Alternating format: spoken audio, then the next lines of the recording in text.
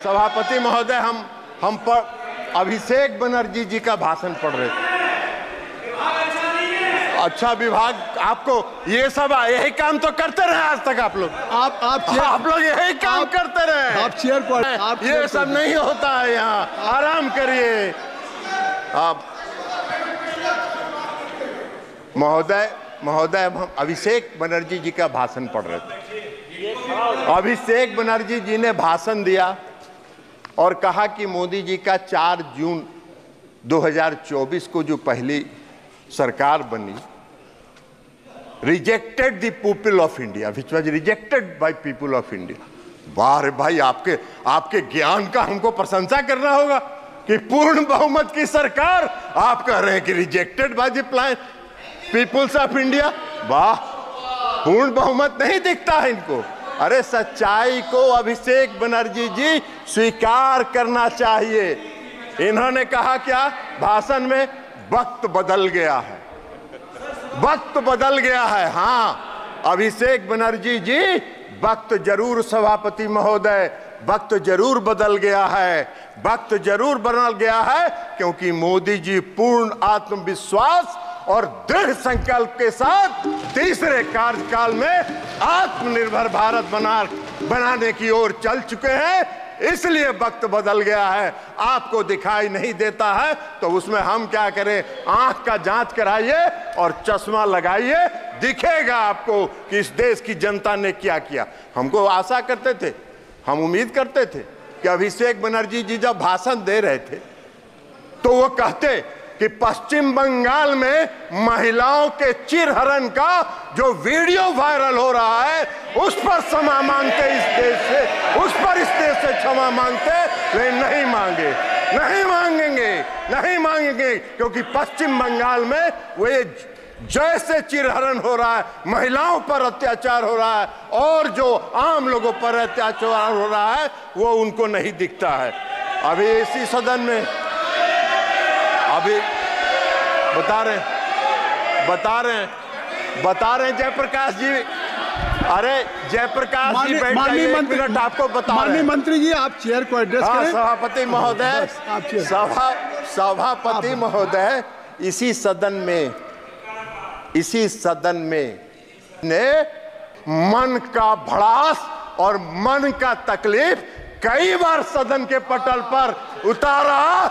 दिशा की मीटिंग नहीं हुई 5 साल तक, दिशा की मीटिंग नहीं होने दी पश्चिम बंगाल की सरकार ने। और लोकतंत्र की बात करते हैं, इनको क्या अधिकार है लोकतंत्र की बात करने का? इनको कौन सा हक है लोकतंत्र की बात करने का? कृपया रिकॉर्ड में है। माननीय सदस्य ने जो नाम लिया है, गौरव, माननीय सदस्य ने जो नाम लिया है वो रिकॉर्ड में नहीं जाएगा, रिकॉर्ड में नहीं जाएगा। जो माननीय सदस्य ने नाम लिया है, I think so. You should have patience to hear me. You must have patience to hear me. जो नाम उन्होंने माननीय सदस्य का लिया है वो रिकॉर्ड में नहीं जाएगा। अरे गौरव, आप बैठिए। अरे गौरव गोगोई जी, आप इधर बोलिए चेयर से, आप नाम मत लीजिए। आप माननीय मंत्री जी। सभापति महोदय, सभापति महोदय, माननीय सदस्य गौरव गोगोई जी को नहीं, वो भी थे यहाँ, वो इस सदन में प्रेजेंट थे। नहीं, उनका नाम मत लीजिए, वो सदन के सदस्य नहीं, ठीक है, इसलिए मैं नाम, ठीक है, हाँ ठीक है, ठीक है, आप हो गया, विड्रॉ कर लिया उनका नाम। नाम उनका हमने वापस ले लिया सभापति महोदय, उनका नाम हमने वापस ले लिया। लेकिन सच्चाई है कि 17वीं, बैठ जाइए ना जयप्रकाश जी, बैठ जाइए ना।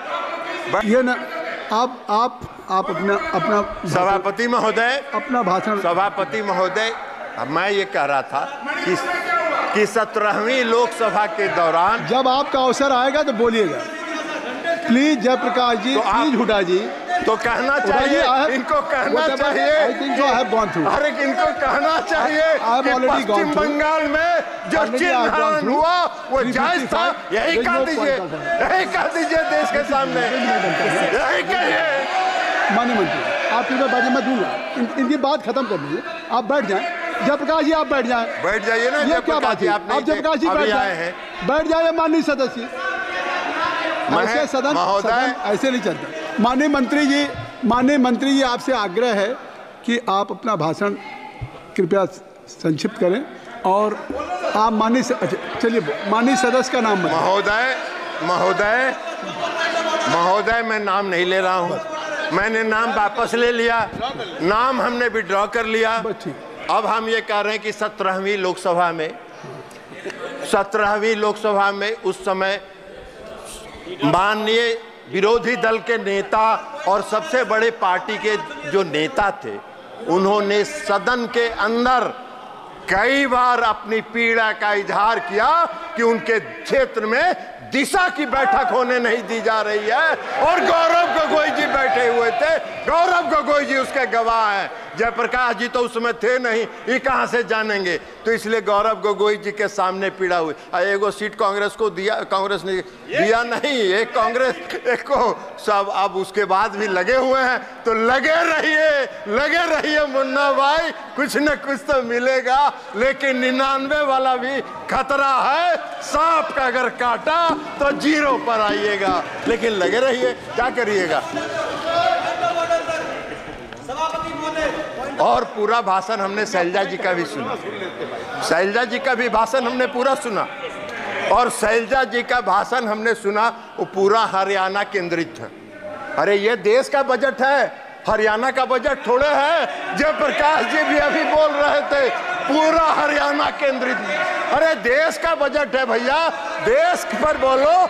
देश और नरेंद्र मोदी जी पूरे देश को आगे बढ़ाना चाहते हैं। ये उनका संकल्प है, ये उनका आत्मविश्वास है। इसलिए मैं समझ दूंगा, मैंने कहा है मैं दूंगा। आप बैठ जाइए जयप्रकाश जी डिक्टेट नहीं कर सकते सदन में। आप बैठ जाएं। मैंने हुड्डा जी को कह दिया, रूलिंग दे दिया, आप बैठ जाइए। अब अध्यक्ष महोदय, सभापति महोदय, वित्त मंत्री का आप बैठ जाएं, कृपया आप सब लोग बैठ जाएं। तो हमने ये कहा कि पूरे 3 दिन तक ये बजट पर कम बोलते रहे। देश के प्रधानमंत्री आदरणीय नरेंद्र मोदी जी का चेहरा इनको पसंद नहीं था, तो इसलिए उनकी आलोचना में ये पूरा 3 दिन इन्होंने बिताया। अब बजट में जो प्रावधान है उसको इनको दिखाई ही नहीं पड़ा। वो देखना भी नहीं चाहते, इसलिए कि ये तो पीड़ा में है, अंदर से कष्ट में है, विचलित है। तो मन जब विचलित रहता है तो सच अच्छी बात दिखाई नहीं पड़ती है। इसलिए कह रहे हैं इनको बजट के भाषण में, वित्त मंत्री जी के बजट के भाषण में साफ लिखा है कि 9 प्राथमिकताओं के संबंध में प्रयासों की परिकल्पना की गई है। और वो 9 प्रयास देश को आत्मनिर्भर भारत बनाने की दिशा में ले जाएगा। ये इस बजट में है, ये उनको दिखा नहीं। पहला क्या है? कृषि में उत्पादकता और अनुकूलता, रोजगार और कौशल प्रशिक्षण, समावेशी मानव संसाधन विकास और सामाजिक न्याय, विनिर्माण और सेवाएं, ऊर्जा सुरक्षा, अवसंरचना, नवाचार, अनुसंधान और विकास, और अगली पीढ़ी के सुधार। तो प्रधानमंत्री नरेंद्र मोदी जी तो अभी की पीढ़ी के अलावा अगली पीढ़ी तक भी सोच रहे हैं। इनको ये दिखाई नहीं पड़ रहा है। तो अब ये दिखाई नहीं पड़ रहा है तो इसमें हमारा क्या दोष है?